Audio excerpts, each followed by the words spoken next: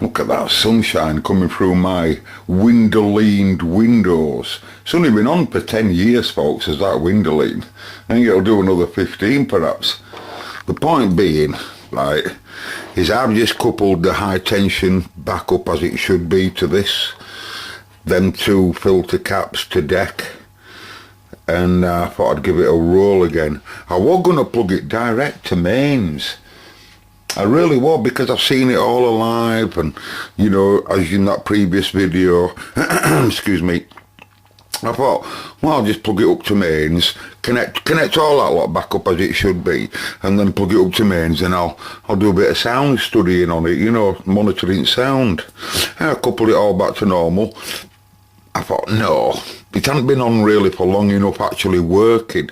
Yeah, it's had 40 volts or whatever, 30 volts trickling through it, but I think it's a bit, you know, you're being a bit impatient. Let's just put it back on Variac and wake it back up again. So I did do. And I noticed that my input supply was jumping up and down as I was changing my voltage selector. Remember, this is only monitoring. So I thought to myself, well, what's going on there?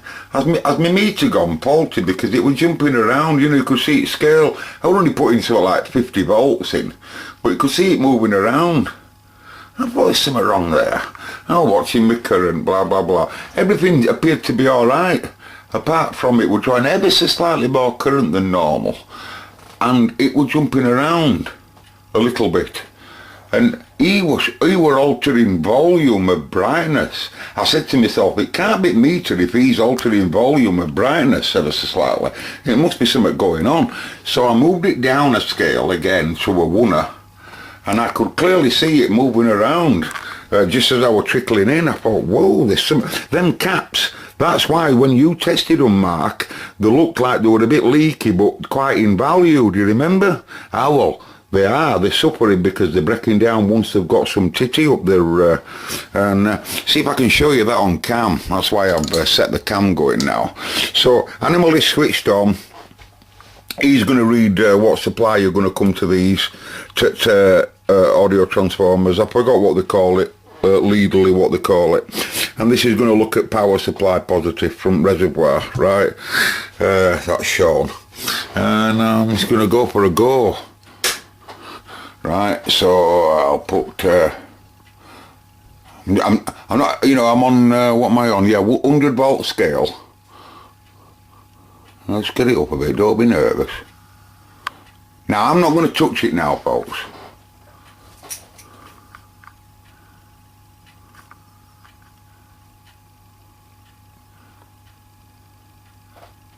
Am I switched on? Yeah.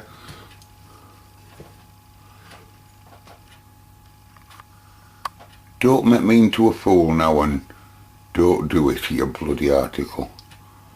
Give it a bit more then. Perhaps I'm not making enough DC for it. Because it might not be. That's just over a 1 going in. That's my current and raisins. I'm keeping, I'm going bog-eyed on purpose and allowing one eye. That's high tension's being created. I'm watching another eye on current. Oh, you're dropping down considerably, pal. And for what I was putting in, you're doing, you know what I mean? And you're like, look at that. Whoa, whoa, whoa, whoa, whoa. It's just getting brighter and brighter. Right, so off she goes. Well, and she was only making about 10 volts. Anyway, folks, I'm going to snip them caps back out now, because I think it's clear to say that they've got an issue under some titty, do you say? Once they get a bit of up there. So I reckon this radiogram was brought down, and it were put in there. Probably started smoking from them caps under there, and a little bit of dripping, but they didn't let it carry on. They didn't let the damage carry on, which is good, because none of this stuff has fuses in it. If you notice, my Murphy and all of this, there's no fuses whatsoever. There's no high tension, there's no low tension, there's no jack, because they didn't do it in them days. Right, it might have had a fuse in mains plug, at mains, at mains. So anything goes wrong, and you know, we're so lucky, I think, to get 2 radiograms where they've got good transformers, and I can't really talk about the valves in this one, but I can with other. Do you know what I mean? So I think I've been really lucky, but you know, because you know, to say protection that they have, I'm giving them some protection now. They'd have never have had as much protection in their life, wouldn't they? Anyway, I'll get them caps snipped out and just see to myself that it works back up. Are you connected up back as you were?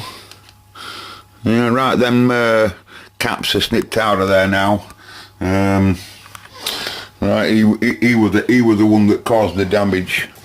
Right, so just imagine, folks, if I would have just put it to mains. I'm telling you, it's really quite something. Right, 40 volts on the table. It will go down because at primary windings, you see. So as soon as mains comes on, primary windings has got to have some resistance across them. So what am I on? 100 volt scale. Can I have a clear oneer in, please? I'm watching my current at a oneer. I'm going over a oneer, so I'll come down. Look at my current difference. I keep coming up because I'm happy. I keep coming up because I'm happy. I'm at near full whack. Look at that, folks. Back to normal. Back to normal. So if I'd have put my hands on. If I'd have put my hands on, folks, you know, woohoo, and up she'll come in a minute.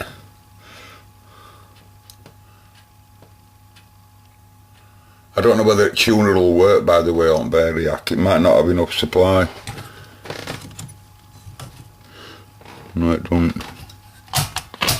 No, it doesn't have enough supply, folks, on tuner. But you can clearly see though now, I don't know what I'm putting in. I'm on 2.5 scale. I'm right up there. I'm putting loads of titty in, and she's back to where it was before. It'll want some titty this, you see, because there's still a lot going on. To give all the reasons I confront, all the reasons left to live, if that is and you know that, lovely. You know that frequency noise that we heard on that channel? Well, it was caused, I think, by 2 things. Number lovely. 1, these filtering caps been missing, and number 2, it wasn't on enough supply. But yeah, we're back to normal again. So I mean, you know, I think it's amazing, you know.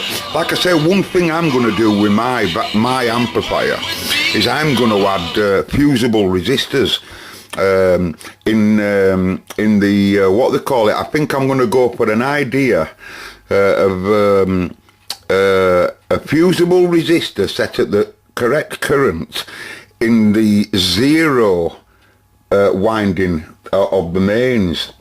So you've got your 2 positives at 270, whatever in this case, but the negative is just tied straight to deck. Well, what I'd like to do, I think would be a good idea, is to fuse the negative at the correct current.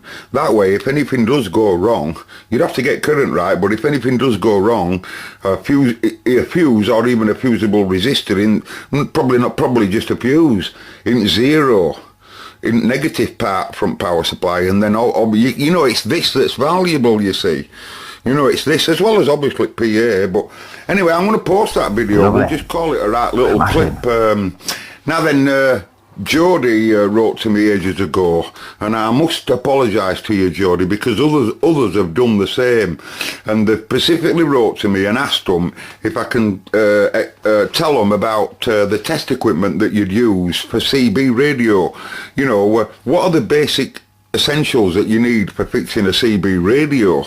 Well, Joe, several people anyway, asked if I'd make a video of that, just showing you basics like. Well, the truth of the matter, right, the truth of the matter is, you'll be surprised at what you can fix with just a multimeter and maybe another CB radio, you know.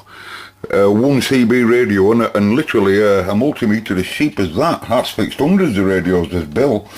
Anyway, but Jody, I agree with you. I'm out of order, and anybody else that's asked. Because I have a strong belief that you do not need all of that. You don't. You know, you don't need it all. It helps, obviously, because it just makes it more easier. You know, if I want to look at an audio signal, I can just see that it's there, or an RF signal. But there's ways around it.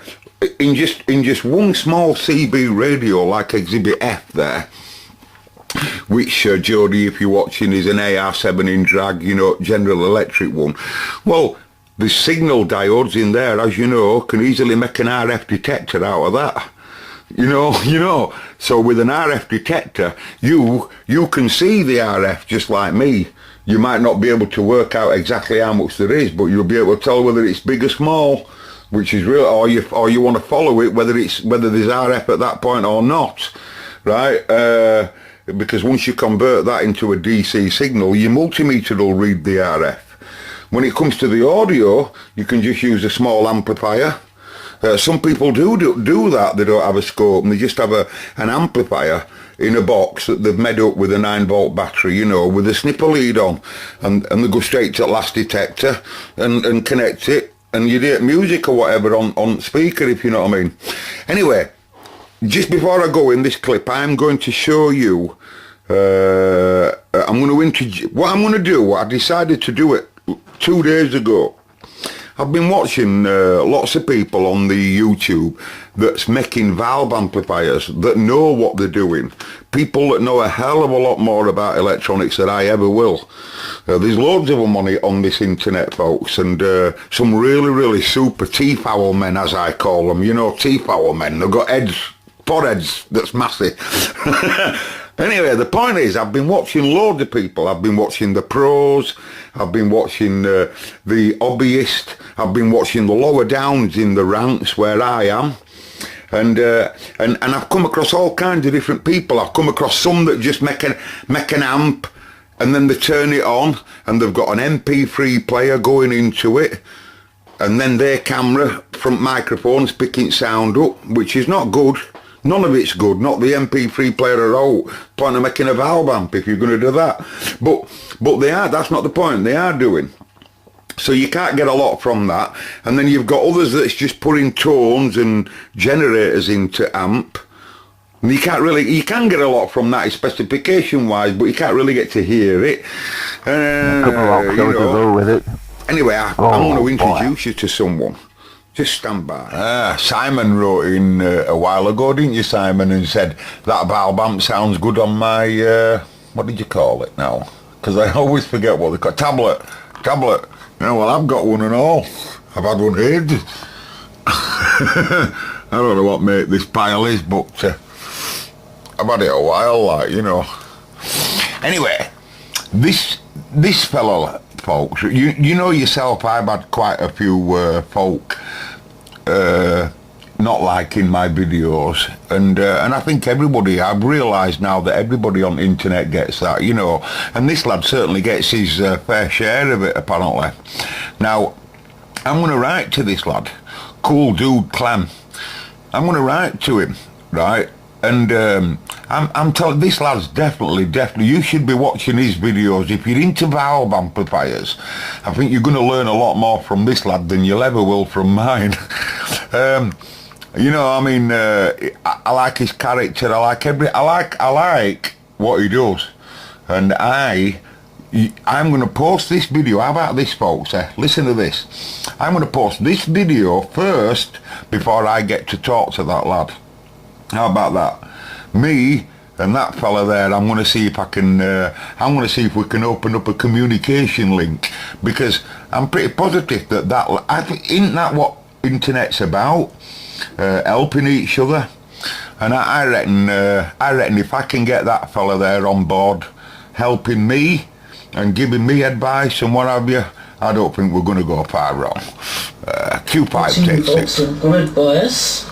So, I'm going to use a cathode type bias. You see, what I love about him, folks, right, and I really love it, is that he hasn't got a lot of test equipment, but he can do things, folks, that I can't do.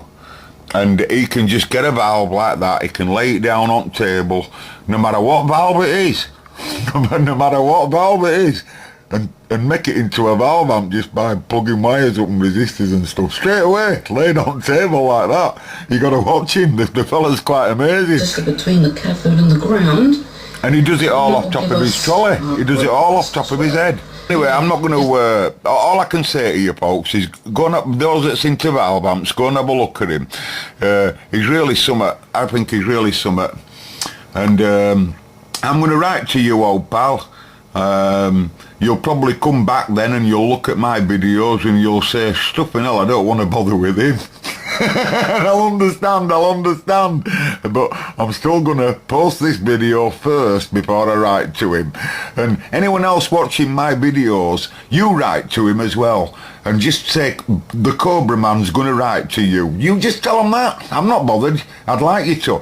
You just bombard him and just say the Cobra Man wants to have a friendship with you. He wants you to help him. Well, why don't you do that for me? And I'll do it as well. And if he hears it from you and you and you and me, then he's going to believe I want him on board, isn't he? Because I want to know more about valves, folks. I think they're just the most. They just. Oh, I can't tell. There isn't a word to describe. Goodbye. And a cup of rock soda to go with it. Oh boy. And a cup of rock soda to go with it. Oh boy. A cup of rock soda to go with it.